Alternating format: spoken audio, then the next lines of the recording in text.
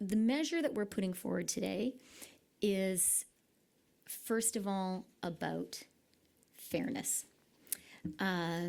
It was actually Prime Minister Diefenbaker who first broached the issue of capital gains taxation in Canada. The fact is today, with the tax system that we have in place, a nurse or a carpenter can pay tax at a marginal rate which is higher than the marginal rate that a multi-millionaire faces. It's been the biggest question facing the federal government since it began pre-announcing budget items over the past few weeks. Now Canadians getting a bit more clarity as Budget 2024 says at least part of it will be paid for by increasing the capital gains tax inclusion rate on the nation's wealthiest. It's also the case that the rate that we're putting in place today is lower than the rate that Brian Mulroney established.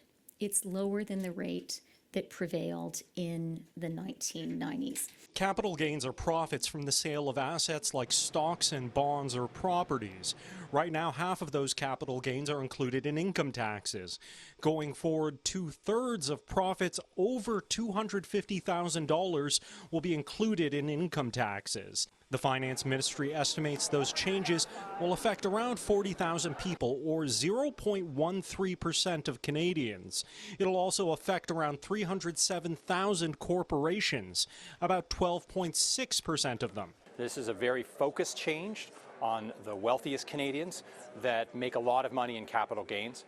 For ordinary Canadians, even upper income Canadians, they're never going to incur this. The Finance Minister's office says it expects a sell-off of assets before the tax changes come into effect.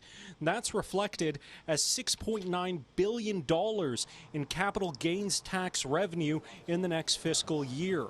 But it's not clear yet what impact that massive sell-off will have on Canadian markets. The problem is further investments will be downgraded because people will know now that their capital will be taxed at a higher rate. So all the innovators, the entrepreneurs out there, people who believe in the Canadian economy, want to invest in the economy, will have more doubts about investing in the future. The deficit this year remains at $40 billion, the same as predicted in the fall economic statement, despite the new spending. However, there's no indication when or if Canada will get back to balance. This is the ninth deficit. The ninth deficit after the Prime Minister promised the budget would balance itself. And what did he do with the money? Everything he's spent on has become more expensive. He's doubled the rent, doubled mortgage payments, doubled the needed down payment for a home, forced 35 homeless encampments in Halifax alone. 1 in 4 kids cannot afford food. And now he's adding $40 billion of new debt and new spending. That's $2,400 of new inflation.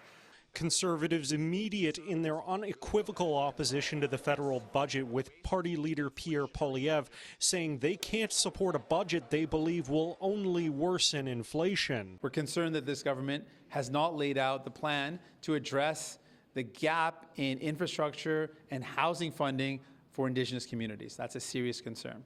We're concerned about the loss of 5,000 public sector employees. Serious concern as well. The NDP, meanwhile, say they're unsure if they'll support this budget, despite the supply and confidence deal in place. The Bloc Québécois have already said they wouldn't support this budget on the basis that some new measures infringe on provincial rights, and remain unimpressed by NDP posturing. At the end of every episode of a series on Netflix, they say, in the next part of this show, this is what will happen.